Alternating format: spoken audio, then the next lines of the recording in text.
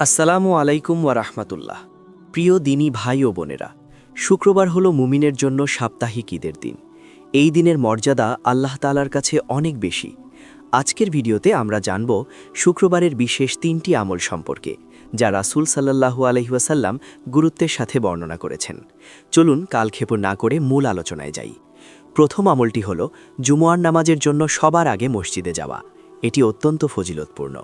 সহিহ বুখারী শরীফের হাদিসে এসে রাসূল সাল্লাল্লাহু আলাইহি ওয়াসাল্লাম বলেছেন, যে ব্যক্তি জুমআর দিন উত্তম রূপে গোসল করে প্রথম সময়ে মসজিদে যায়, সে যেন একটি উট কুরবানি করল। সুবহানাল্লাহ। অথচ আমরা অনেকেই খুতবা শুরু হওয়ার পর দৌড়ে মসজিদে যাই। আজ থেকে নিয়ত করুন, জুমআর দিন ভালো করে গোসল করে সুগন্ধি মেখে সবার আগে মসজিদে গিয়ে ইমামের কাছাকাছি বসবেন। এই কাজটি একনিষ্ঠ মনে করলে আল্লাহ আপনাকে বিপুল সওয়াব দেবেন ইনশাআল্লাহ। দ্বিতীয় আমলটি হল সূরা কাফ তিলাওয়াত করা।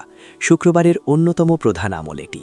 হাদিসে এসেছে, যে ব্যক্তি জুমআর দিনে সূরা কাফ পাঠ করবে, তার জন্য ২ জুমআর মধ্যবর্তী সময়টি নূর বা আলো দ্বারা আলোকিত থাকবে।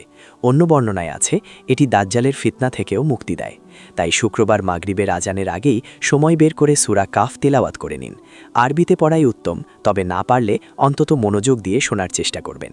তৃতীয় এবং শ্রেষ্ঠ সুযোগটি হল দোয়া কবুলের বিশেষ মুহূর্তটি কাজে লাগানো। জুমআর দিন এমন একটি সংক্ষিপ্ত সময় আছে যখন বান্দা যা চায় আল্লাহ তাই কবুল করেন। ওলামায়ে কেরামদের মতে এই সময়টি হল আসরের পর থেকে মাগরিব পর্যন্ত, বিশেষ করে সূর্যাস্তের ঠিক আগ মুহূর্ত। তাই শুক্রবার আসরের পর অযথা গল্পগুজব না করে জায়নামাজে বসে যান। নিজের ও পরিবারের জন্য মন খুলে দোয়া করুন। এটি দোয়া কবুলের নিশ্চিত সময়। আল্লাহ তাআলা আমাদের সবাইকে এই ৩টি আমল নিয়মিত করার তৌফিক দান করুন। ভিডিওটি উপকারী মনে হলে লাইক দিন এবং শেয়ার করে অন্য ভাইদের জানার সুযোগ করে দিন। আসসালামু আলাইকুম ওয়া রাহমাতুল্লাহ।